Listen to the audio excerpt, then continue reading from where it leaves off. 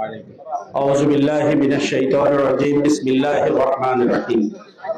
সম্মানিত মুসল্লিয়ান ইকরাম, সম্মানিত হাফিজের সাথী ভাইরা, সম্মানিত সুফিয়া গ্রামবাসী, আল্লাহ তাআলার দরবারে শুকরিয়া। রাসূলুল্লাহ সাল্লাল্লাহু আলাইহি সাল্লামের উপর দরুদ ও সালাম পেশ করে আপনাদের সামনে যে কথাটা বলতে চাই, গতকাল বাংলাদেশ জামাত ইসলামীর কেন্দ্রের ইফতার মাহফিল ছিল। আমি এবং ১ নম্বরের এমপি সেই ইফতার মাহফিলে অংশগ্রহণ করেছিলাম। ইফতার শেষে আমরা যখন নেতৃবৃন্দর সাথে কুশল বিনিময় করছি, ঠিক সেই সময় খবর গেল এই দুর্ঘটনা। আমরা জানতে পারলাম হাফিজের অবস্থা খুবই খারাপ। তাকে দ্রুত সময়ের মধ্যে যশোরে নিয়ে যাওয়ার জন্য আমরা নির্দেশ প্রদান করলাম। যশোরে যাওয়ার পর ডাক্তারদের সাথে কথা বলে যখন বুঝতে পারলাম অবস্থা খুবই ক্রিটিক্যাল, তখনই আমরা বললাম এখনই ঢাকার উদ্দেশ্যে তোমরা রওনা হও। ঢাকার উদ্দেশ্যে মফিজকে রেখে হাফিজকে নিয়ে থানা সেক্রেটারি রওনা হয়েছিল। এরপর যতবার রাস্তায় ফোন করেছি, যতবার ফোনটা বেজে উঠেছে, ততবার বুকের ভিতরে একটি শব্দ হয়েছে, আমার হাফিজের জন্য কি খবর আসছে আমরা জানি না। এরপর হাসপাতালের সামনে অপেক্ষা করে যখন হাফিজকে নিথর দেহটা দেখতে পেলাম, তখন আর ভাষার কোনো কিছু ছিল না।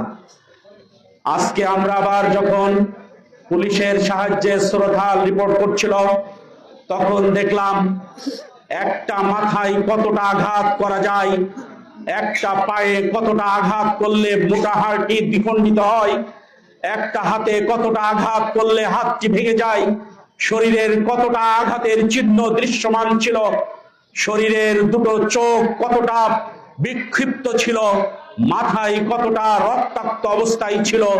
আমরা যখন শ্রদ্ধাল করেছি তখন দেখেছি, শুধু দেখেছি আর ভেবেছি একজন মানুষ একটা মানুষকে এত নির্মম ভাবে কিভাবে মারতে পারে। সম্মানিত ভাইরা, আমরাও গত রাত্রে হাফিজের পরে যখন মফিজকে হাতে পাই, মফিজও যখন সংজ্ঞাহীন, ঢাকার বিভিন্ন আইসিইউ খুঁজে খুঁজে সর্বশেষ যখন একটি হসপিটালে আইসিইউ পেয়েছি, সেখানে সাথে সাথে নিয়ে গিয়ে তাকে ভর্তি করেছি। ডাক্তাররা বারবার বলেছে এখনো রোগীর অবস্থা শঙ্কামুক্ত নয়, রোগী যে কোনো সময় খারাপ হয়ে যেতে পারে। আমরা তার মাথাগুলো দেখেছি, একটি মাথায় কতগুলো সেলাই করা হয়েছে, মাথার যেই জায়গায় মগজ থাকে ঠিক তার উপরে কতটা বাড়ি পড়েছে। সম্মানিত উপস্থিতি, এইভাবে মাহফুজ যখন তার চলটা ভেঙে গেছে, সে যখন কথাও বলতে পারে না, এই নির্মমতা দেখে পৈশাচির কথা কেউ হার মানিয়েছে তা আমাদেরকে মনে করিয়ে দিয়েছে। সংগ্রামী বন্ধুগণ, আমরা 12 তারিখে নির্বাচন করার পর ভেবেছিলাম আমরা জনগণকে সুখ দেব, আমরা জনগণকে শান্তি দেব, আমরা জনগণকে হাসি মুখে থাকার সুযোগ করে দেব, আমরা জনগণের মৌলিক অধিকার প্রতিষ্ঠা করে দেব, আমরা জনগণের নিজের বেঁচে থাকার অধিকার ফিরিয়ে দেব। কিন্তু 17 তারিখ শপথ নেওয়ার পর 28 তারিখে লাশের মিছিলের প্রথম কাতারে নাম লেখালো আমার হাফিজ। এই হাফিজের সাথে দীর্ঘদিন জেলে থেকেছি, এই হাফিজের সাথে দীর্ঘদিন উঠা বসা করেছি। এত উৎফুল্ল মেজাজের মানুষ, এত নেতৃত্ব পরায়ণ মানুষ, এত মানব দরদি মানুষ আমি কম দেখেছি। সম্মানিত ভাইরা, তাহলে আমাদের এই গোটা জাতির আশা আকাঙ্ক্ষা যারা ভুলণ্ঠিত করতে চায়, জাতির আশা আকাঙ্ক্ষা যারা কেড়ে নিতে চায়, জাতির বেঁচে থাকার অধিকার যারা কেড়ে নিতে চায়, জাতির শুধুমাত্র মুখের হাসি যারা কেড়ে নিতে চায়, আমরা স্পষ্টভাবে বলছি আপনাদের অবস্থান বাংলার জমিনে হবে না। বাংলার মানুষ একবার রুখে দাঁড়িয়েছে তার অধিকার ফিরিয়ে নেওয়ার জন্য, সুতরাং বাংলার মানুষের অধিকার কেড়ে নেওয়ার জন্য আবার যদি কেউ এগিয়ে আসে, বাংলার 18 কোটি মানুষ এটা কোনো অবস্থায় মেনে নেবে না। সংগ্রামী বন্ধুগণ, আমরা কোন হত্যাকাণ্ডকে সাপোর্ট করি না, আমরা কোন হত্যার প্রতিশোধ হত্যা দিয়ে নিতে চাই না।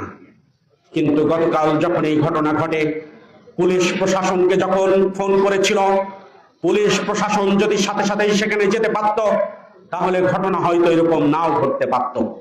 পুলিশ প্রশাসনের যদি কোন রকম শৈথল্য থাকে, কোন রকম অবহেলা থাকে, কোন রকম ইন্টেনশন থাকে, তাহলে এই পুলিশের বিচার বাংলার মানুষের করবে ইনশাআল্লাহ। আমরা আরো স্পষ্ট ভাবে বলতে চাই, আমার হাফিজকে তোমরা কেড়ে নিয়েছ আমাদেরকে দুর্বল করার জন্য নয়। আমার হাফিজের রক্ত যে বাংলার জমিনে যে অঞ্চলে পড়েছে, সেই অঞ্চল ইসলামী আন্দোলনের দুর্জয় ঘাঁটিতে পরিণত হবে ইনশাআল্লাহ।